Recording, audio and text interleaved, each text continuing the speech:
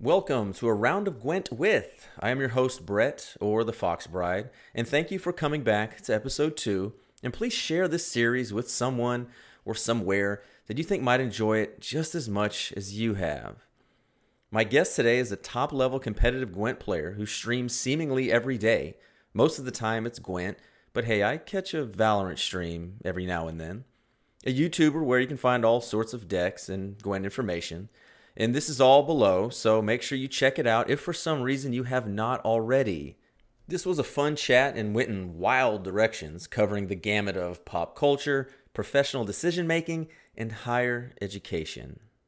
All right, the guest this episode is bushr. How you doing today or this evening? I'm doing pretty good. Had a little bit of a long day. I know you said the same sort of thing. Been mostly just jamming a bunch of pro ladder trying to get to top 64. So a little bit tired, but can't wait to have this podcast.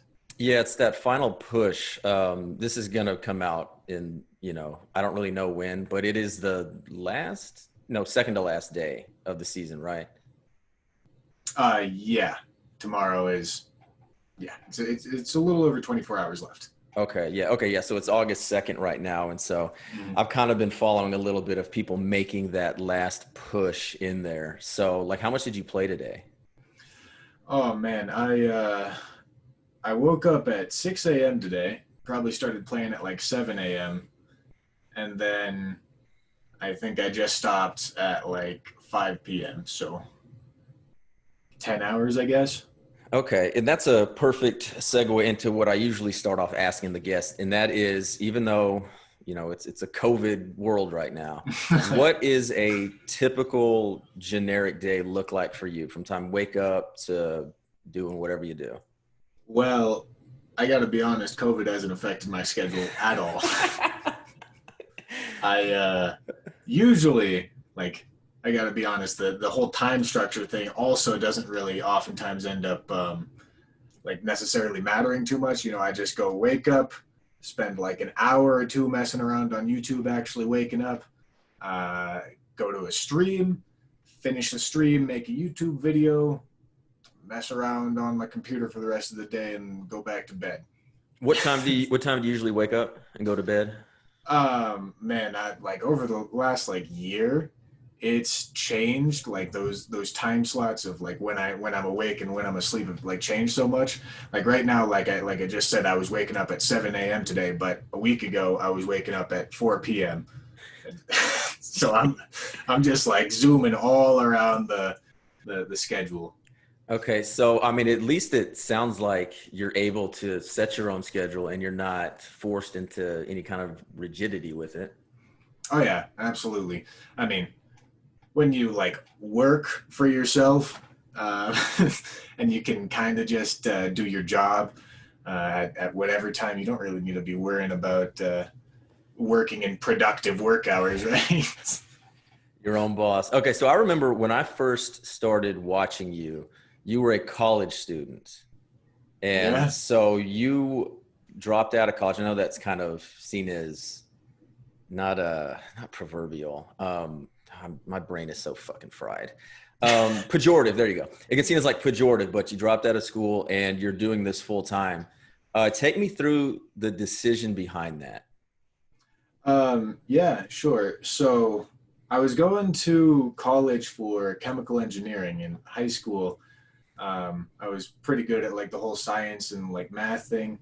Um, and I made the really, really classic mistake of just confusing what I was good at with what I enjoyed doing. So like I always kept getting told like, "Oh, Cam, you fucking rock at this chemistry thing. You should definitely go to college for it." And partially, I mean, I think there's like a little bit of like culture in general, or like American culture, that just tells you like college is the only route, which I do disagree with a little bit, but we can get into that a little bit later, maybe. And I just kept getting like all this positive reinforcement, like, "Oh, you should do this. It's definitely it suits you." And then um, when I got into like my senior year of high school, I started realizing like, oh, maybe I don't really like this whole chemistry thing, because I mean, most of the time I just found like it's not particularly entertaining, you know? This is like some full on nerd shit. And then I was like, well, I kind of like video games, you know, let's see if I can make something happen here. And like immediately when I started to start streaming, um, I was like, Mom, I'm gonna make it happen. I'm gonna try to make this streaming thing work. And obviously, her being a reasonable person was like, "What the hell are you talking about?" Yeah, exactly. And I was like, "Give me like an off year, and I'll put it together, and I can have a concrete plan for you." And she was like, "Nah, that's a stupid idea. Take your like scholarship, because I was getting a pretty good scholarship from like academics and all that." And she was like, "You shouldn't throw that away." Because I think something to do with like the timing made it so that I wouldn't get nearly as good of a scholarship if I did in fact take an off year, which retrospectively good choice, even though it didn't end up like working out for me. It meant that I got like 2 grand to student loans rather than like 15 grand. So Yeah. I'll definitely I'll thank her for that. Um, and you know, I said, okay, fine, I'll do that. And then when I started going to college, um, I just really had a problem with it, because I just found it was the same thing as high school, except you were kind of just doing it in a place that was further away from you with people that were a little bit older. You know, there was still all that bureaucracy and still all that class structure, and it wasn't anything like they said it was going to be, where it's like, listen, you got to be good at taking the test because they don't care about anything else. And I was like, I'm good at taking tests. I don't want to bother with any of this classwork. And that's exactly what I did. And then I failed all my classes because You didn't do the turns classwork. exactly. And so at that point, I was like, well, this is obviously not working out super well for me. You know, I grinded through high school. I got that done, even though I didn't exactly enjoy the structure. I thought this would be a little bit different. And then compound that with the fact that I was, you know, realizing at the same time, like, this is not something that I actually legitimately have a passion for. It's just something that I had like a little bit more aptitude than my peers for. Yeah, and that's something that's good that you realized that pretty young, because for me, it was junior high when I was like, I love history. I only want to read about history. I want to teach history. And from that moment on, it was, okay, I'm going to do this. But when I was in college, it was when the poker boom blew up in like 2003, 2004. And for a while there, my day was I'd get up, I'd go to classes. And if I wasn't actually in a class or writing some kind of paper, because that's all you do in history, really, it was I was reading about poker, and then I'd play it online. And then once the sun goes down, then you go to the underground clubs and you do all that. And I did that for basically like a year to 18 months. And I was like this close to doing kind of what you did, where it's like, oh, I think I can do it. Oh, I think I can do it. But it's one of those, it's just like, oh man, I don't know if I can. Because the big thing there was my parents didn't graduate college. And I was the first person to actually like graduate college. So I knew I couldn't just, I mean, and they're paying for it. And so what they did there was I graduated, a general 4-year degree in 5.5 years, because I kind of just kept doing it. And then my parents were like, okay, you're done. You're cut off. And then I had to do it on my own. So it seems like they're pretty supportive though of you, right? Um, well, I just well, first off, my parents are divorced. I don't live with my dad. He lives in Arizona. Me and my mom have moved to Colorado. Um, and I was just really stubborn about it. You know, I developed an amount of like bullheadedness, and I after just completely demonstrating that college wasn't going to work for me, and at the same time I was showing this really large amount of passion for streaming, even though at the time that I was dropping out, um, it most certainly did not look like it was going to be a financially good decision. But I think my mom saw like, one, I was a little bit too stubborn for her to reasonably convince me to do something otherwise. So her options in her head, I imagine, were like, well, I can like abandon this kid and he'll go just like work at Walmart and do exactly what he's doing, or I um, could help him out. I like him as a roommate. Let's see what happens. It seems like she chose the second one, apparently. Um, and then obviously, a little bit beyond that, I started actually making like a decent amount of money at streaming. It did finally start paying off, and I was like, all right, mom, I did it. I told you I was going to do it. Yeah, I And think so, that seems to be a big thing too, is you have to prove it. And then once you prove it, it becomes viable. mhm, And so it seems like that's something that it's hard to show, especially people who may not have grown up like playing. Because even, I didn't grow up when I was in college and I was playing games like that. There was no streaming, there was mhm. no paying people to do it. And so I understand when people say, like, how in the world do people make money just playing a video game that people watch? I can see where it's kind of hard to do that. Oh yeah. So, what do you, when any free time you get, what do you like to do when it's not involved in basically what is your career? Yeah, I mean, like I said, if most of my day is kind of just like all spent on the internet. So whether that's playing like a certain game that I'm passionate about at the moment, like for example, right now I'm playing like an absolutely absurd amount of Gwent. But a lot of the times I play Gwent as my job, and then I play some other game, either with like some friends or just whatever it may be, in my off time, and then I just enjoy that. Otherwise, I really like watching movies a lot. Like the process of storytelling is something that I like find really interesting. I imagine if I was came from a really rich family, I'd probably go to like movie school or something, right? But that's way too expensive and way too impractical for me or my mom. Um, but that is something that I always find just super interesting. Is it like Um, from, you said like movies and whatnot, is it the writing aspect? Would it be directing or? just like the process of storytelling. So I suppose it would be writing because I have like a passion for like books as well. Audio books because who actually reads anymore, right? Yeah.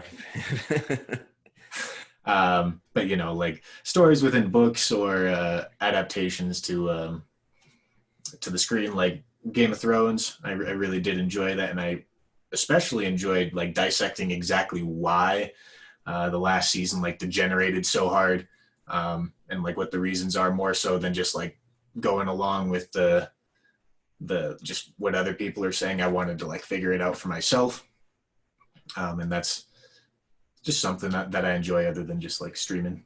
Okay, because that was something like I like to write. I've done one thing. I did like that Witcher story that people did some voices to.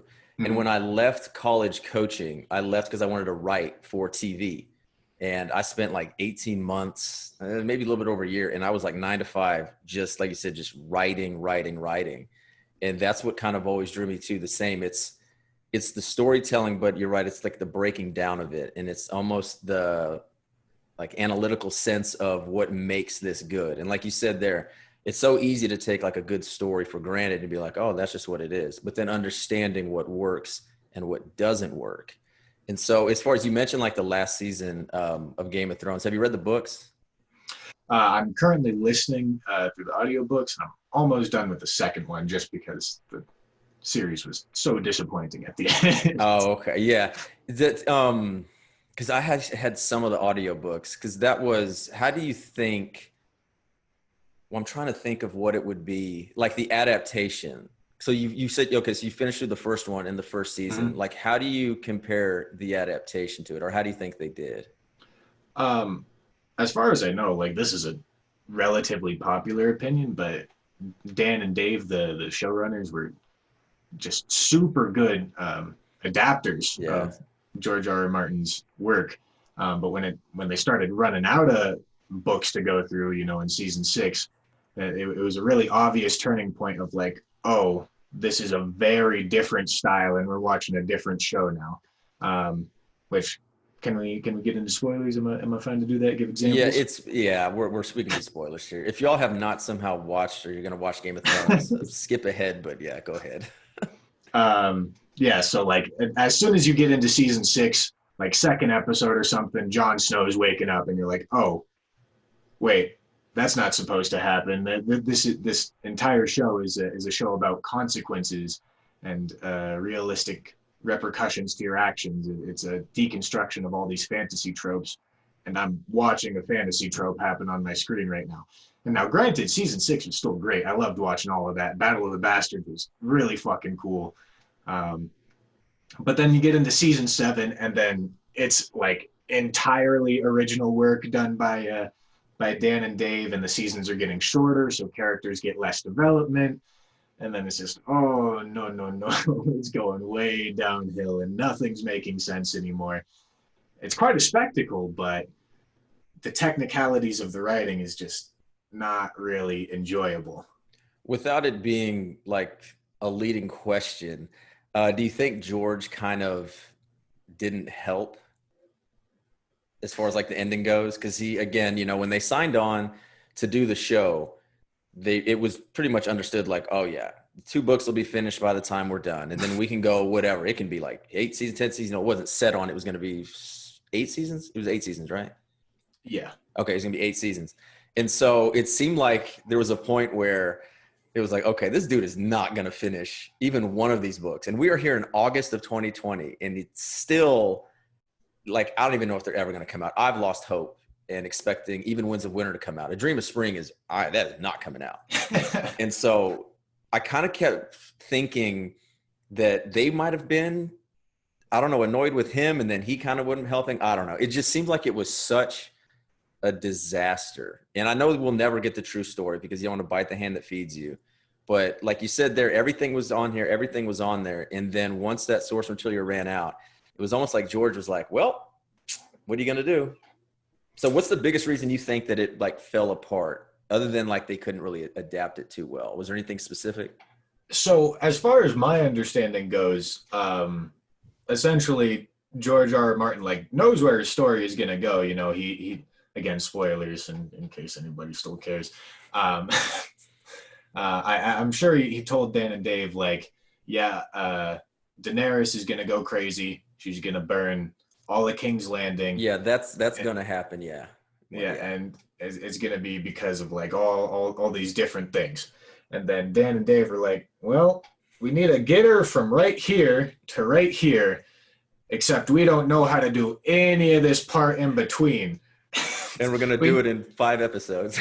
Yeah, we're not going to give it any time to develop. Daenerys is going to go from like super happy trying to just kissing up on Jon Snow in episode 2 to literally lighting everything on fire in episode 6. And it's like, okay, how did that happen? There definitely was not enough time. There was not enough things that happened in between for her to go from completely sane and rational to absolutely insane.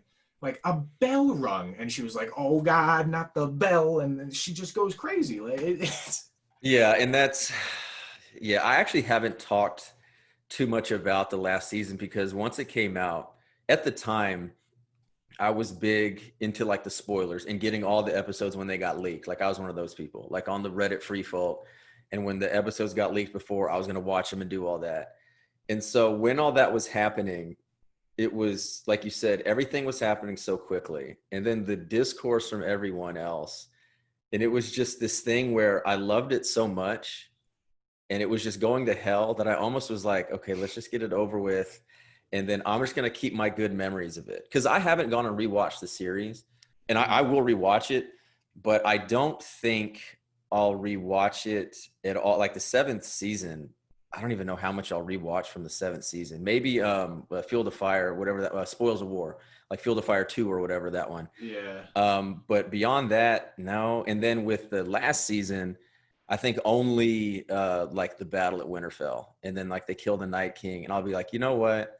Let's just go out on that note. We don't need to go past that.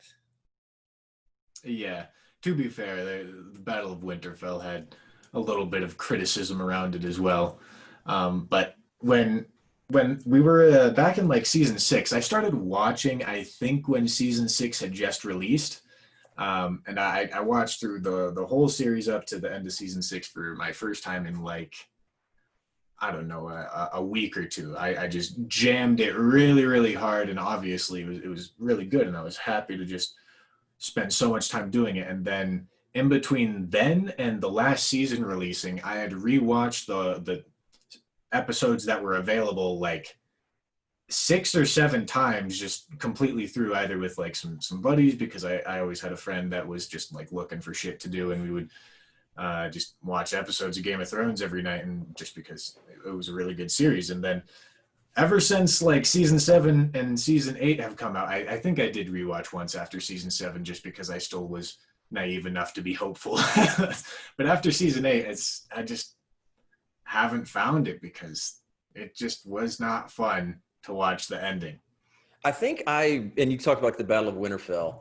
I think the reason I enjoyed that battle was because by the time the eighth season rolled around, so through the seventh season, I was done with it being what the show was, where it was very nuanced, like you said, when it was about subverting expectations and all that. And I was like, you know what? It's time to turn my brain off and go for spectacle.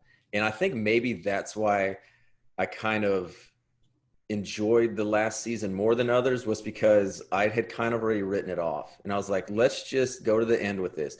Because like I had been kind of like with you, where you spend so much time with this. I actually had wrote a spec script for the like season 8 premiere. Like after season 7, I wrote like a spec script, and I spent hundreds of hours during researching and writing this. And so I think it's one of those, I don't know if you want to call it like a sunk cost there. And it was just where, you know what, I'm gonna like this last season, damn it, and no one's gonna take this from me, and I won't think about it anymore.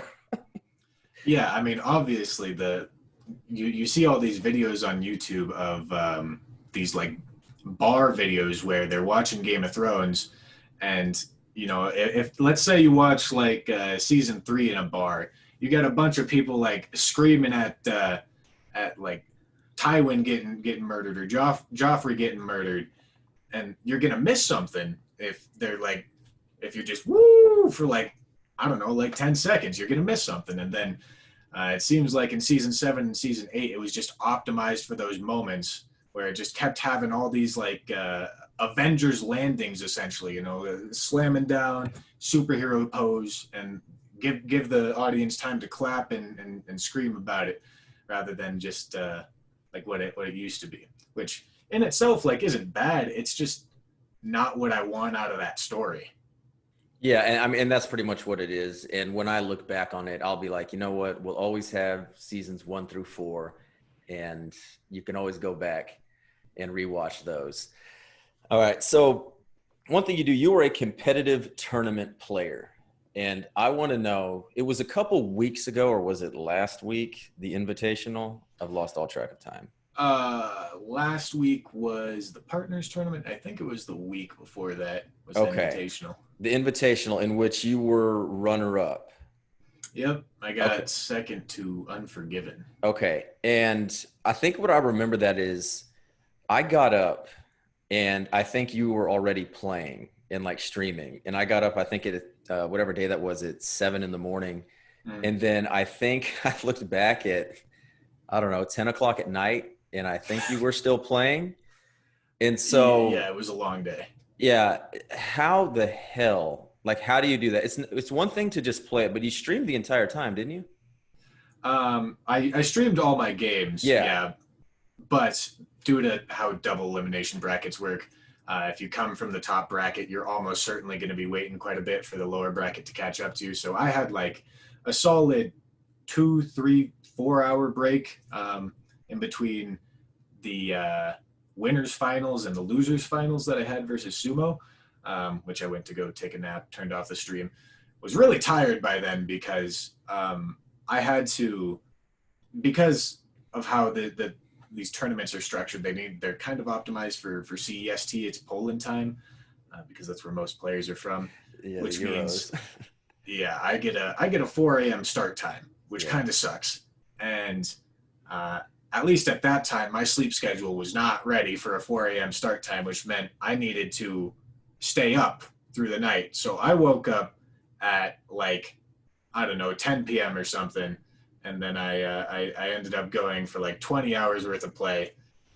after like 4 a.m. So I don't know, what is that to like midnight? It was like a 24-hour day for me.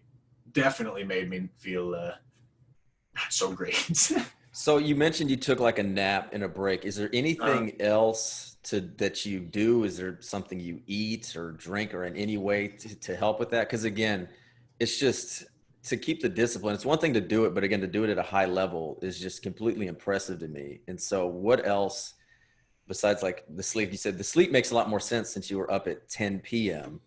yeah. But is there anything else that kind of really helps or is a key that you maybe, unless it's too secret of a key? Well, yeah, I don't know. From what I've heard, I mean, this is gonna sound like really self-indulgent. I'm sorry, but I've been told that compared to like my ladder performance, I really just like turn it on in tournaments, relatively speaking, because I just don't play really well on ladder. Most of the time, I'm just memeing and looking at the chat and kind of just messing around. But when it comes to tournaments, I don't know. There's just like something about the focus that comes with it. There's just like there's this theory on focus where like you need like the optimum levels of stress to actually reach your max performance. And when I'm playing ladder, I just am completely not stressed out at all. I'm just completely lackadaisical. I can't be asked to do any amount of math ever just because that's too hard. Well, we'll see if it works. And then it comes to tournaments, and I know there's stakes on the line, and I've got like this sort of reputation of being a relatively good tournament player to hold up, and it just raises those stress levels to like around optimal level. And then usually I don't drink caffeine. I never drink coffee, but I jam a couple like sodas, get some caffeine in me to keep me going, and that does usually help as well. A little sugar rush. So it Yep. sounds like, and like I come, I'm trying not to say this on every single thing, but whatever, it's going to come up. I come from athletic background, Mm-hmm. like playing and coaching. And like one thing I did in high school, I was on the golf team. And with golf, you have like you're just regular playing, and then you can have match play. And it's kind of seems to me like that's what tournament is. When it's one on one, you can focus on one thing, and like knowing the decks and all that, you can kind of play that ahead. And so it seems like that makes a lot of sense. What you can be really good at that, because like with the people that play like competitively on ladder and they try to get the top 64 and stream is another thing where I again it takes such a good player to do that. And because I only stream like Saturday nights, I do with my fiance. We drink, we just screw around. And any time that I try to play serious and then interact with chat, it's just misplay after misplay because I can't do it. And so whenever you try to do that, what's the balance you try to have between interacting with chat and being a streamer and then actually concentrating? Um, well, I do my very best to like set expectations with the environment. Most of the time, the default that I go to with my stream is like I'm just here to be an entertainer. I'm here to have some fun. I just happen to be playing Gwent in the background, and every once in a while, that's gonna lead to some cool moments, and that's cool. But if I'm taking the time to like try hard in a tournament, or like for example, over the last couple of days, I've been try harding for like actually ladder performance to qualify for a tournament to see if I can maybe go to a Gwent Open. I just try to make those like boundaries really, really well defined. So uh, most of the time, whenever it's not my turn, I'm looking over on my monitor, reading through the chat, having conversations. But if I'm trying really hard, I almost just like zone that out. Every once in a while, I'll look over, I'll see some stupid shit, and I'm like, that's why I'm not supposed to look over there, and then I'll look back, and Yeah, then I. that can be in it seems to me that the bigger the streamer, the bigger the audience, the more knuckleheads it tends to draw. And there are times when it's just I just shake my head and it's just like Jesus Christ. Like who are these people? But one thing I love about you is you are very honest and you're very honest about the game and about Gwent. And if you think something sucks, you'll say why you think it sucks. And you don't, it's not you're not toxic about it, but it's very much, there are, you know what, not, never mind. I won't say that. I'll just say, yeah, you're very honest about it. Has that gotten you any like backlash or anything? Oh yeah. Obviously, like you said, I'm not very toxic about it, but to be honest, I play it up a little just because I know like I look over at the chat and I see a bunch of Keck W's and I'm like, ah, that's fun. I guess I'll be more flamboyant and exaggerated about my feelings here. But you know, obviously, the more like exaggerated you get, the more polarized people are gonna feel about you. Like I was reading through a Reddit thread today, which was essentially me just smacking my table because I got super high rolled. And then there were some people saying like, "Man, I feel this guy," and there's some people saying like, "What an immature asshole," and I was like, "All right, man." Like, I meant to do this. I forgot to pull this. It was in one of your videos on YouTube. Someone commented that they really enjoyed your content, but you cuss too much. Do you remember that? Because you responded to this person. Does that ring a bell? mm-hmm. Okay. So, and I just got to thinking, I don't know if that guy was just doing a bit or whatnot, but I don't really see, it does seem to me that you get more than other people about that. I mean, again, is it just, do you think it's just random or is it just because maybe you're just one of the bigger names? About like swearing in general, I About think like, about like swearing or hitting the desk, or like you said, if people saying you're like immature or whatever. it's probably because like I am the most immature out of all these like regular content creators. It's a little bit of like my brand at this point to smack the table. Yeah, I got this yoga ball and I got a channel points reward to smack the yoga ball. And Wholesome though, right? yeah, Wholesome wholesome yoga yoga balls. ball There you slam. go. Yeah. Yeah, it's not toxic at all. But you know, I got all this like intentionally immature stuff just because I find it funny.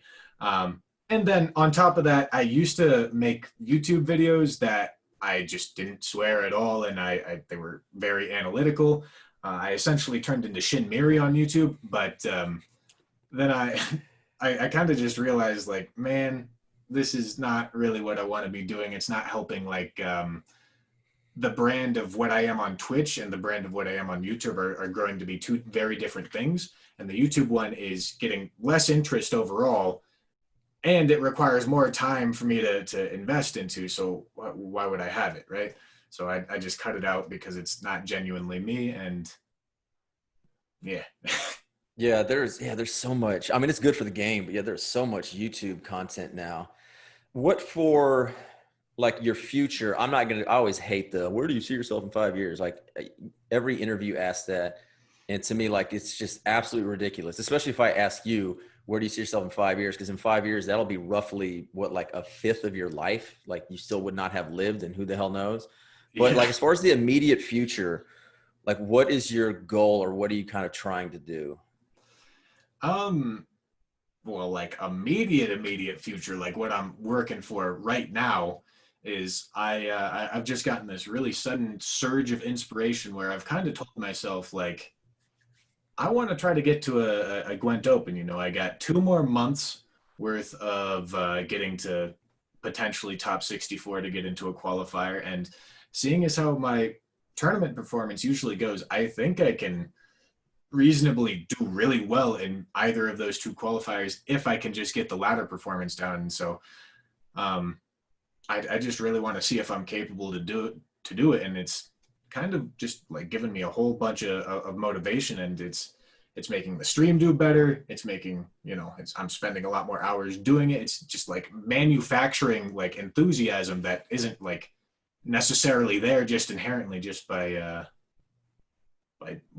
having a goal that isn't super easy to achieve.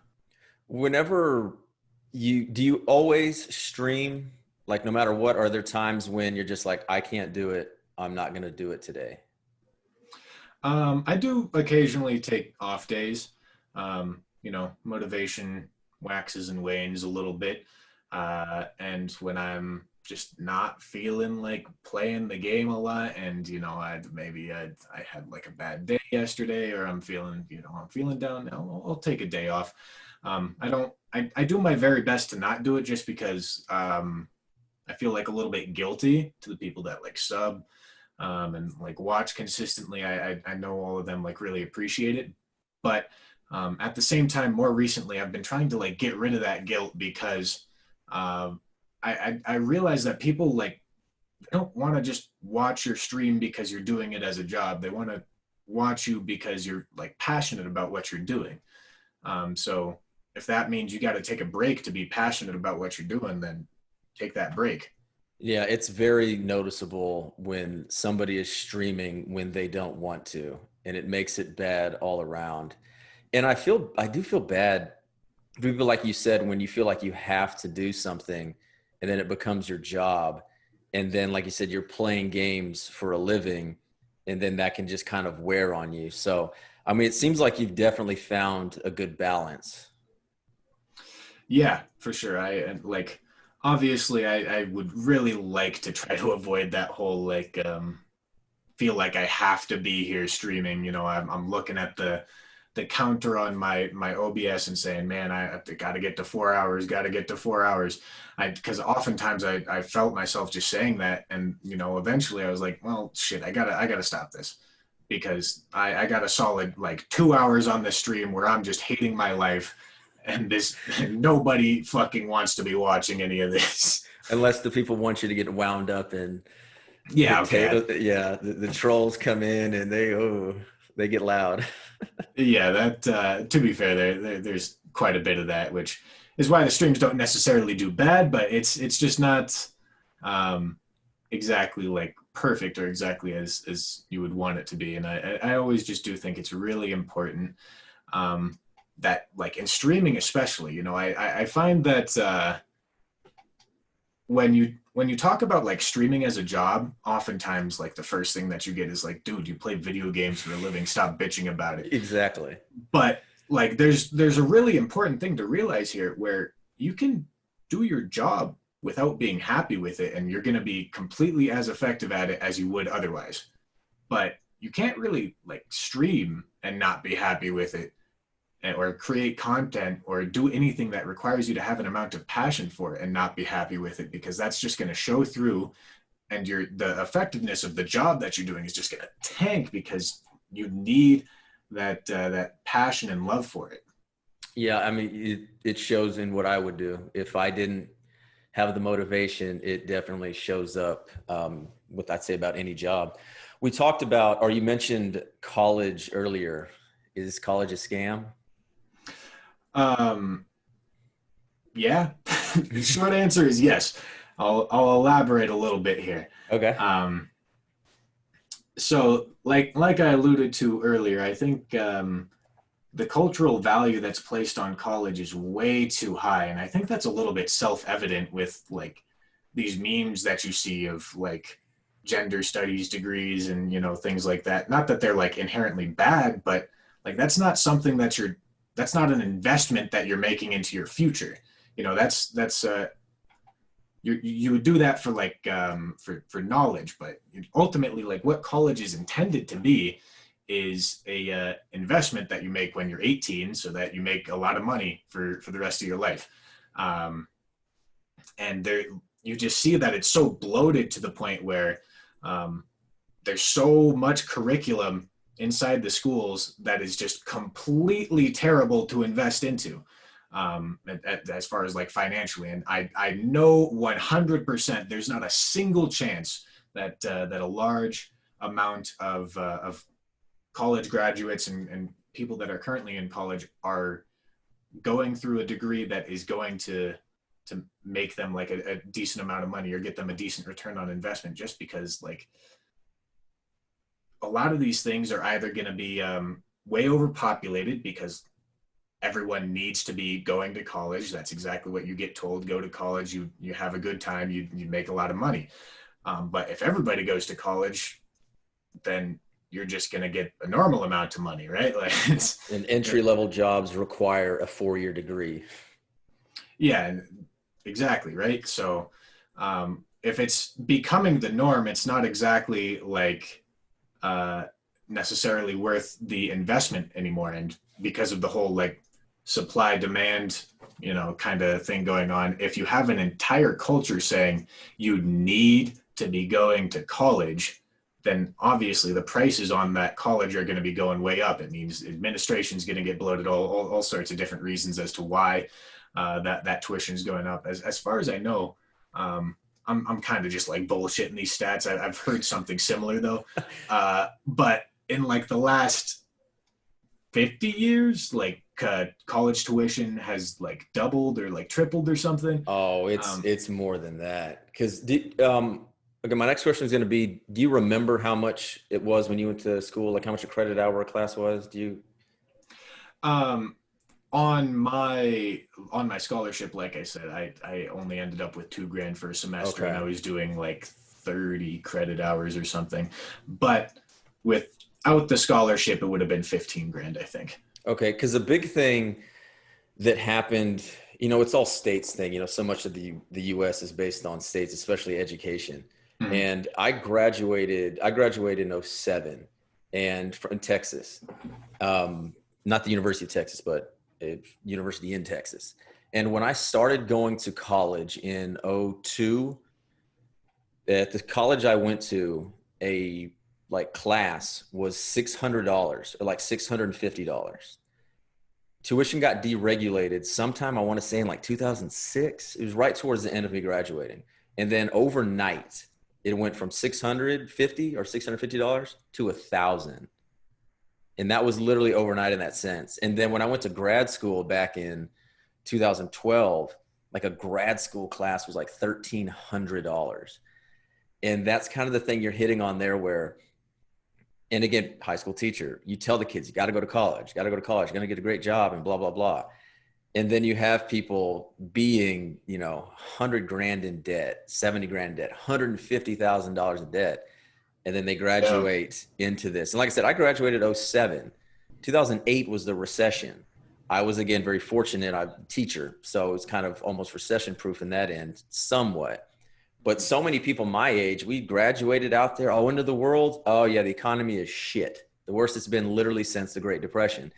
And now, if someone just graduated college now into COVID and all that, like, holy shit, I don't even want to think about what that's going to be like. And so I'm probably not supposed to, but I tell the kids, like, unless you are going to go to school, if you have the money, that's fine, do whatever you want.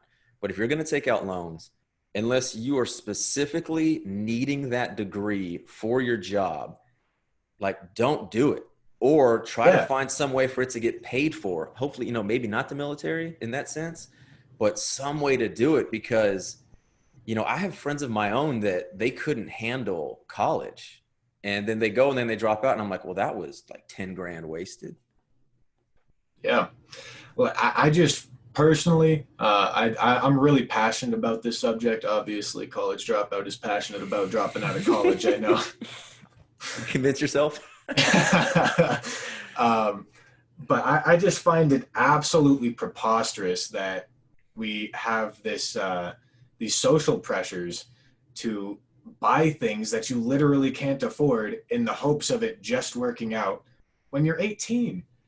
Like I am a real advocate for like not just like discrediting young people's opinions just because they're young and they must not know anything. But I mean, when you're 18, like you don't even learn about how to invest or do any of that like practical money nonsense in in school, in high school at all. And you are just told, go to college, it's gonna totally work out just fine. And in every other aspect of your life, you are always, always, always told, don't buy what you can't afford. Why would you do that?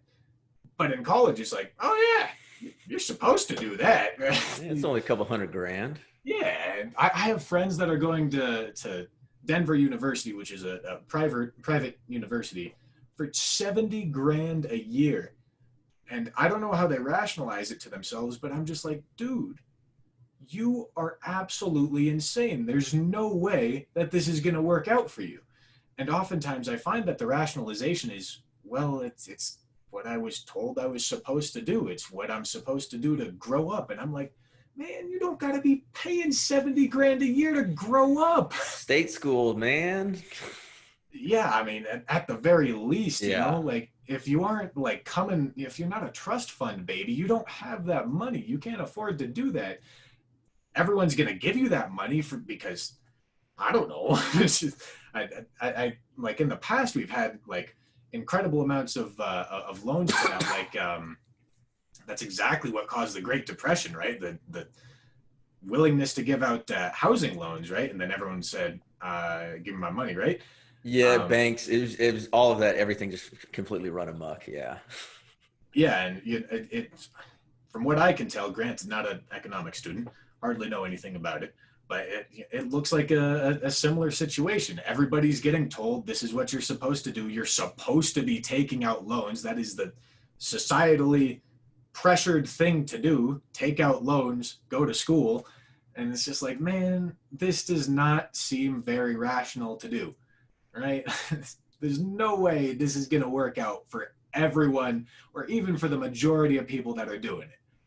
Yeah, it's just another thing like you hit on about it's just a failure of the, and again, we're speaking of, the US because that's what we know. Mm-hmm. A failure of the US economic system, if you will, because when I was when I was in high school, I was on the basic plan. I did not like math. I did not like science. I did not want to do it. Get me my damn degree so I can go to my junior college and then I can go to my regular college. In my senior year, I took this class called Math Models. And Math Models was the dummy class. It was like the remedial one. I have something in my throat that is just on the cusp here. And I don't want to like cough and everything, but I'm about to like crack my voice. I'm sorry. I don't know if I'll be able to edit that out.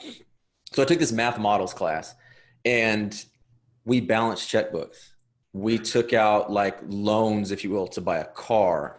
We did all of this basic stuff. And I remember, again, I'm like 18 years old. And then this is in, God, it's just, yeah, 18 years old. And I'm thinking, I've learned more in this than I have in any algebra or anything like that. And I got to thinking, I was like, but we consider this the dummy class. And I'm thinking, Yeah. everybody, this should be required for everybody in like ninth or 10th grade. So you can understand how to do things and like credit cards and just stuff like that. And I always try to do that. I taught economics for like 2 years and like I didn't know shit about economics. But hey, when you're social studies composite, you can teach like 8 things. And in that economics class, I'm like, you know what? We're going to do very basic stuff here to where they can learn about like the most basic of things in there. And it was more micro as opposed to macro, just because I figured, I don't know, maybe I can impart something in there that they can take out of it. Because otherwise, like you said, I mean, the kid, they have nothing, they have no idea. And they're just thrown to the wolves. And like you said, if they are lucky enough to go to college, not only are they incurring all that debt, they're probably on their own. And it's just, I mean, into the fire.